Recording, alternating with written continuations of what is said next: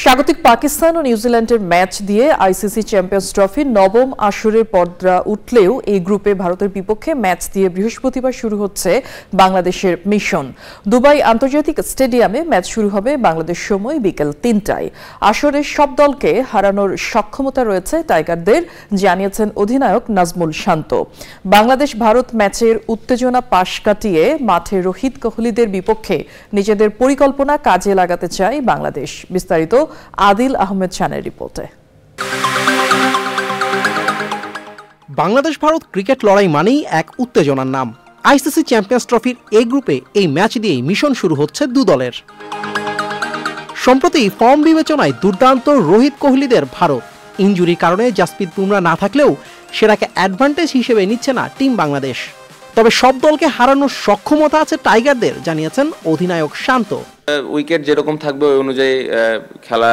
India Bangladesh এরকম তো একটা এক্সাইটমেন্ট থাকেই। আমার মনে হয় যে প্লেয়াররা এটা নিয়ে খুব বেশি চিন্তা করে না। প্লেয়াররা তাদের প্ল্যান কিভাবে এক্সিকিউট করবে এটা নিয়ে বেশি ফোকাস থাকে। চেষ্টা করবো আমরা, বাট আমার মনে হয় যে স্পেশালি যারা ওপরের দিকে ব্যাটিং করে এদের লম্বা ইনিংস খেলাটা খুব ইম্পর্টেন্ট। যখন আমরা এই ওপরের শুরুটা ভালো করতে পারবো তখনই দেখা যাবে যে একটা বড় রান করা সম্ভব। 2017 চ্যাম্পিয়ন্স ট্রফির সেমিফাইনালে খেলা আসরটিতে এখন পর্যন্ত বড় অর্জন বাংলাদেশের। যদিও সেবার ভারতের কাছে হেরেই ফাইনালের আগে বিদায় নিতে হয় টাইগারদের। এবার মিরাজ জাকের, তৌহিদ হৃদয় ও নাহিদ রানার মতো তরুণদের উপর ভর করে ভারতকে চমকে দেওয়ার প্রস্তুতি নিচ্ছে টিম টাইগার্স। যে তিনজনের নাম বললেন তিনজনই ভালো খেলছেন, রিসেন্টলি ভালো অবস্থানে আছেন। সো এটা আমাদের টিমের জন্য একটা ভালো দিক। রানা অবশ্যই দেখেন যেরকম বোলিং করছে অবশ্যই ওর উপরে একটু বাড়তি নজর থাকবে, বাট ওকে দেখে কখনোই মনে হচ্ছে না যে ও প্রেসারের মধ্যে আছে বা এত বড় টুর্নামেন্টে আসছে। খুবই নর্মাল আছে। ডিসেম্বরে ওয়েস্ট ইন্ডিজ সিরিজের পর আন্তর্জাতিক ওয়ানডে খেলা হয়নি টাইগারদের।